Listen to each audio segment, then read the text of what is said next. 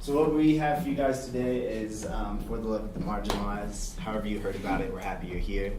I'm Ben Drager, part of the originating group, as with a bunch of our members are here today. Jane Schober is who will be presenting today, and she has something very wonderful for us. So without any further ado, Jane.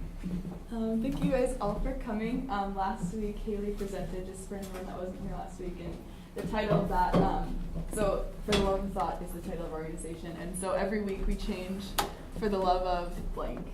So last week it was For the Love of What's Missing, exactly, and then this week it's For the Love of the Marginalized. So it kind of just changes the topic every week to a different topic of discussion. So as you can see, and on the posters and all of the emails that went out, the topic that we'll be examining tonight is how does a false sense of democracy perpetuate inequalities in our society today. So this is something that kind of was brought to my attention. I mean, it's always been something I've pondered, but brought to my attention as an educator. And how many of you guys in here are future educators or educators now? So basically everyone in the room has a connection to education and being in the classroom. And for me, the false sense of democracy, I guess, was brought up to me in my 301W class, which is a class that we're all required to take if we're elementary ed majors. And going into the classroom, I'm doing my student teaching right now. And the question I kind of posed for myself is, how do I go into a classroom as a teacher in charge of a class of students? And for the most part, it's usually going to be a diverse class of students. I don't have my first classroom yet, so I don't know. I can only envision what it might look like. But every child that walks into my classroom, I want them to have equal opportunity, and I want it to be genuine. But I know in the society that we live in, that isn't always the case. So how can I go into a room as a teacher and be authentic with all of my students when I know that there's so many factors in every student's life that can either put them above or below? And as a class, as a teacher, it divided me on how can I be authentic in the classroom when I know that these are realities, and how can I bring this up with other educators when I grew up a person of privilege. It has to do with a lot of things, and the color of my skin, the income of my parents, the education of my parents. And those are all factors that I couldn't control. I was born into those. And I know that every child that walks into my classroom has those same qualities they're born into. And how can I control that? So how I brought in democracy with it is the question of, someone told me a story.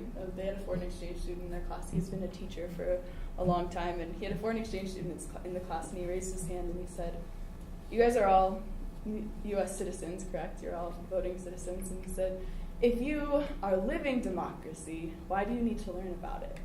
And that was kind of a question that I thought about too, and I was like, what do I think of when I think of democracy? And I think of, well, voting. That's something that really comes to mind. It's like a voting body, right? Do I vote? I mean, I guess that's a democratic society, but a lot of the time in our society, we look at it as the majority rule, where it should be more, or not should be, but in a true democracy, I see it as more of a consensus. And democracy creates community, but in our society, I see more fragmentation. Fragmentation of our social status, and how do we break through that? And if we had a true democracy, wouldn't we be able to balance that better? So that's kind of where the question of, is the true democracy here or not, for me, came up. And I thought it would be an awesome discussion, because it's something that I'm still questioning and evolving around. And I would love to hear what other people have to say about it.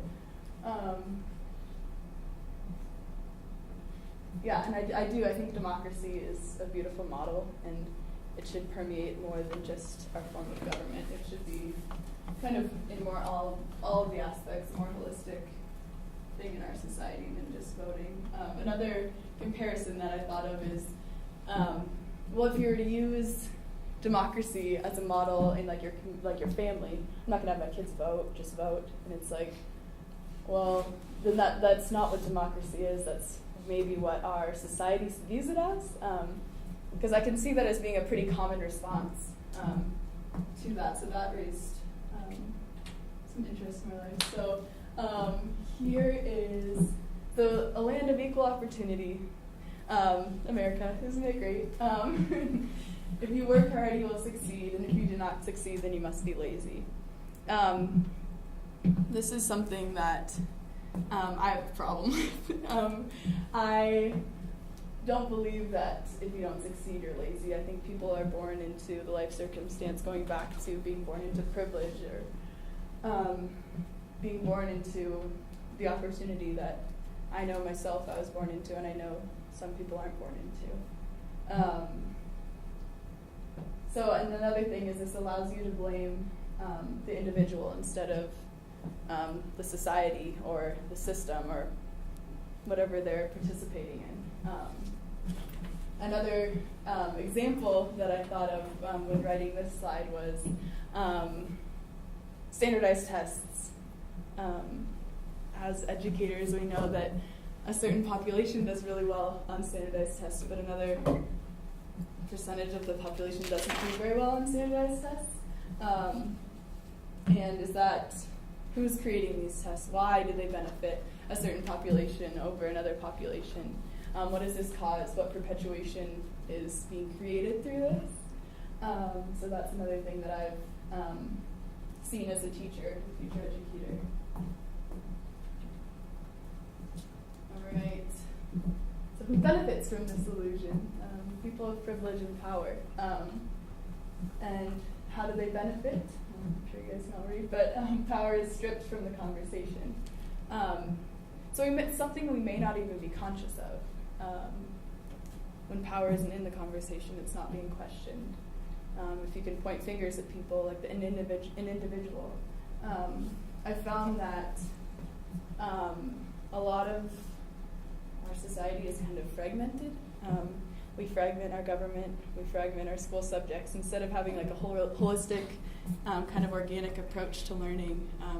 We have the math classroom, we have social studies, we have all these different classrooms, but we don't, it's not a holistic kind of approach to it, kind of the same way we do society as well.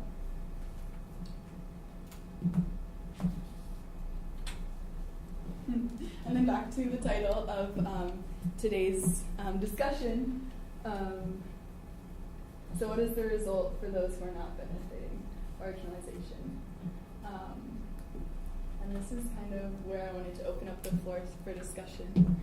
I didn't have like a huge presentation because I wanted to leave a lot of time for discussion. I thought that this hopefully would bring up a lot of discussion within